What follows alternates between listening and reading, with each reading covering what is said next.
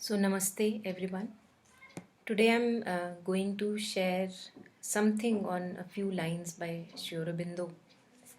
So, I'm reading from this book called Growing Within. It's a compilation by A.S. Dalal of works of Mother and Sri Aurobindo.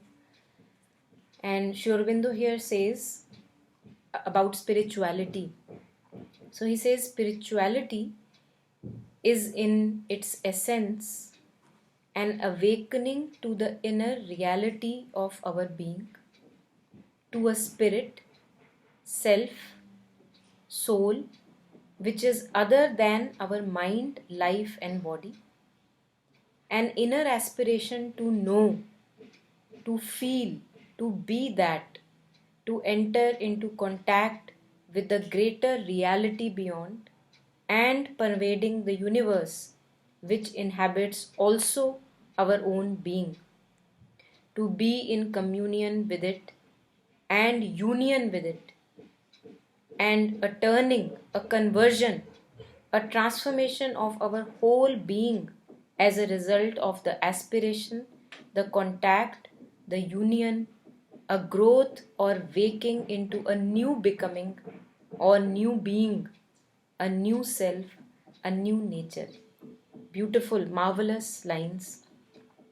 I think with Mother and Sri Aurobindo, it's something like even if we read 4 5 lines, they appear like a mantra for our lifetime.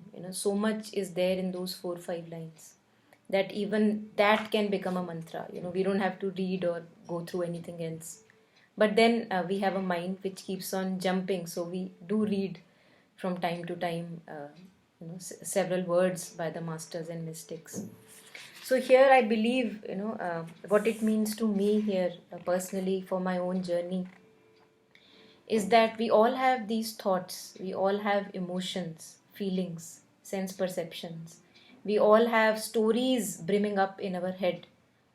And most of the time, we are our stories. Most of the times, we are our feelings. So he says here that waking up to something which is other than our mind, life, and body. So I have to know something in me which is other than the thoughts, the feelings, sense perceptions. Because mostly I'm lost in all those feelings, thoughts, sense perceptions. My life is run with that. My life is dictated by my thoughts, feelings, and sense perceptions. But here he says that it's like spirituality is an awakening to the inner reality of our being. So there is something that we are missing all the time. Whenever we are too much lost in the drama in our head, we are missing something. And what is that something? All the masters have indicated to that. So let us try to touch upon this inner reality. And it's not that difficult to get a touch or a glimpse of it. All of us have had it. But the only thing that requires practice is to continue to maintain that continuity, the communion with that inner reality. That is where the practice lies. That is where the effort lies. And that's why Mother says that inertia, be wary of self satisfaction. Don't be self satisfied, because the moment you are self satisfied, the vigilance goes down and you're back in the drama of the story again. So, to enter into contact with that greater reality, we'll touch upon what is that greater reality.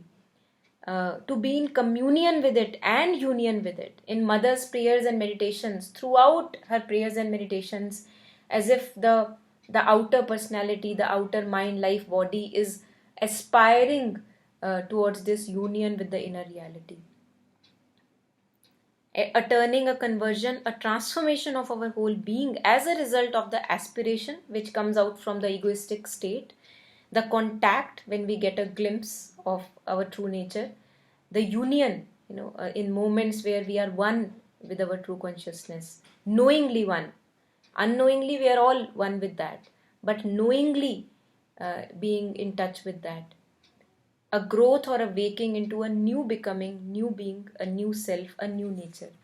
So, the moment we see that most of the times we are lost in our thoughts, in the feelings, and what is going on in my life, and what are my ambitions, what am I running after, the moment I am able to step back from the thought, maybe using the thread of breath. Breath comes as a beautiful reminder to come back to the body, because mind usually is lost in the drama, it's not in the body. So when I take a few conscious breaths, I come back to the body, I become aware of the breath, and I see the thoughts and feelings and sense perceptions as something a little separate from me, like I'm able to look at all of them. So the awareness is aware of the thoughts, feelings, and sense perceptions.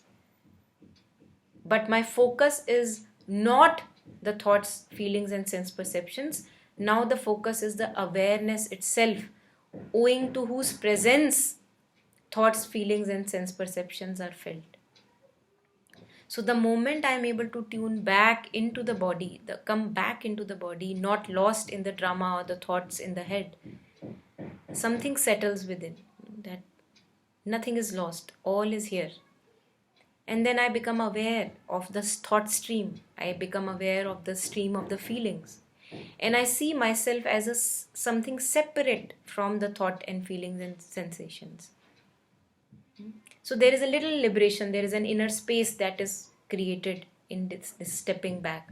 So earlier I was one with the thought, feelings, and sense perceptions. Now I am able to see them. So these are thoughts, feelings, sense perceptions, always changing, and I am here able to see the thoughts, feelings, and sense perceptions. And now suddenly I turn the focus totally within, like I completely let go of the stream and I become aware of being aware.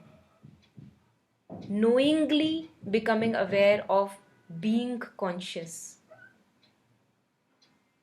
Knowingly becoming conscious of consciousness itself. We are all conscious. That's why I am able to be conscious of a thought. That's why I am able to be conscious of a feeling. Because the consciousness is there in the background. But consciously, we are not conscious of being the consciousness. So we are all enlightened unknowingly, but knowingly, I have to get that communion with that enlightened nature within. That's our challenge. And it's the challenge of each and every human being on this planet. And we are born in forgetfulness. We forget. We again and again get too identified with the thought stream. We again and again get too identified with the drama in the head, as if we really lose ourselves there. So from time to time, it's very, very essential to come back to the breath and to know myself, to identify, as Sri Aurobindo is saying, to identify, to be in union knowingly, knowing myself as the consciousness, the presence of awareness which allows me to be aware of the thought, feeling, and sensations. So without that prior consciousness, without that prior awareness, I cannot be aware of a thought or feeling. How am I aware of a thought or feeling? Because the awareness is there, consciousness is there. But we forget, we become the role in the story. We have to again and again come back and know ourselves as the consciousness that is there, neutral, empty of content, and yet full of potential.